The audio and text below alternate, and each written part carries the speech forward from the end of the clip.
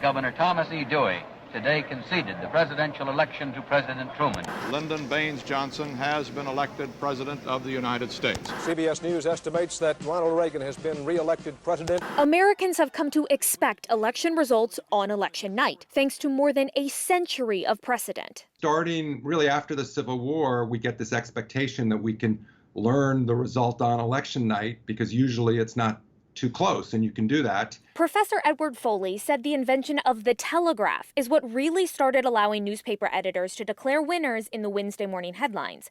When the television rolled around, election night became appointment TV. It was partly entertainment and it was partly civics, and somebody like a Walter Cronkite was a trusted figure.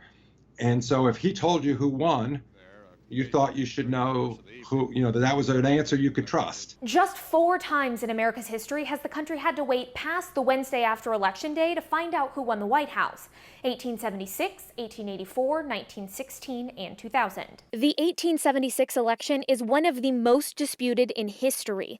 The results were ultimately settled by a commission just 2 days before the inauguration of Rutherford B. Hayes. In 1884 and 1916, concerns of voter fraud delayed the results for 2 weeks as lawyers validated ballots. Ultimately, Grover Cleveland and Woodrow Wilson won those elections, respectively. And 2000 brought the now infamous race between George W. Bush and Al Gore. NBC News is now taking Florida out of Vice President Gore's column and putting it back in the too close to call column. The then vice president didn't concede until December 13th, after the Supreme Court put a stop to the ongoing recounts in Florida. Bush versus Gore in 2000 taught us there's essentially 5 weeks between Election Day and a deadline in terms of the Electoral College that is important. If you freeze the count at the end of 5 weeks, do you have the right result or not? Depends on how fast a state is able to do its recounts and its review of its procedures. Now, with more Americans than ever poised to take advantage of mail-in voting, experts say the 2020 election could be the next example. We're not going to be able to call every race on election night.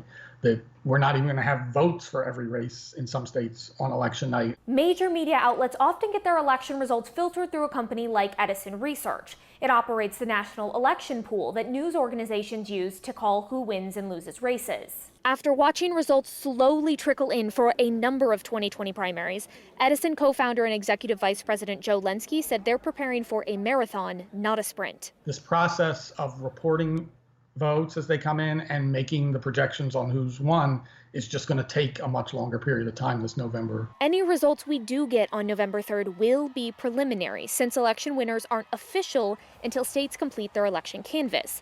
Lenski and Foley say patience will be key. We're getting the information as fast as we can, and we're doing our best job at reporting as quickly as we get it, but putting it in a context of what it means in terms of how much vote has been counted and how much is remaining and how the vote could change based on that. We don't want a fast result that is a false result. So if it requires an extra 2 weeks to get a true accurate result, it's worth it. Stephanie Liebergen, Newsy, Miami.